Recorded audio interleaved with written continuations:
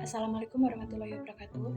Nama saya Dian Anggila Rasati, kelas 11 MIPA 2. Di sini saya akan menjelaskan materi tentang sistem peredaran darah pada manusia. Sistem peredaran darah atau yang juga sering disebut sebagai sistem sirkulasi adalah suatu sistem yang mengangkut atau mendistribusi berbagai zat dalam tubuh. Fungsi sistem sirkulasi yang utama adalah mengalirkan gas yaitu oksigen dan karbon dioksida, mengalirkan nutrisi dari saluran pencernaan menuju sel-sel tubuh, kemudian mengambil sisa metabolisme ke sistem ekskresi.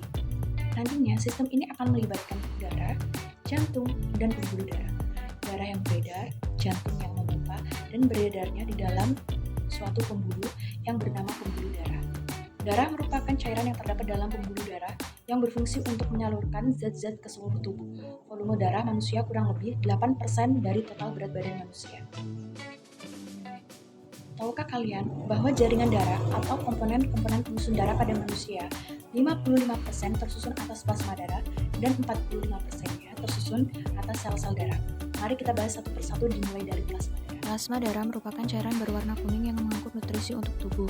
Fungsi utama plasma darah yaitu untuk mengatur tekanan osmotik. Plasma darah tersusun atas air 92%, protein, glukosa, imunoglobulin, dan elektrolit. Sel-sel darah dibagi menjadi 3 jenis yaitu sel darah merah atau eritrosit, sel darah putih atau leukosit, dan keping darah atau trombosit. Sel darah merah atau eritrosit merupakan sel yang berbentuk seperti donat dengan cekungan di tengah yang berwarna merah dan tidak memiliki inti sel.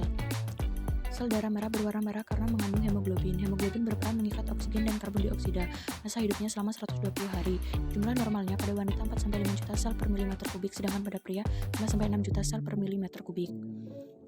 Leukosit atau sel darah putih merupakan bagian dari sistem kekebalan tubuh yang berfungsi melindungi diri dari infeksi atau penyakit. Berdasarkan karakteristik sitoplasmanya, leukosit dibagi menjadi dua yaitu pertama granulosit. Sitoplasma bergranula terdiri dari neutrofil, eosinofil, dan basofil. Kedua, granulosit yaitu sitoplasma tak bergranula terdiri dari limfosit dan monofit. Bentuk dari leukosit sendiri dapat berubah-ubah, memiliki inti sel, masa hidupnya selama 12 hari, dibentuk di sumsum tulang belakang dan jaringan limfa. Jumlah normal 4.500 sampai 10.000 sel per milimeter kubik. Keping darah atau trombosit merupakan komponen darah yang termasuk kecil dibandingkan komponen sel-sel darah lainnya karena terdiri dari gumpalan atau kepingan yang tidak memiliki inti sel.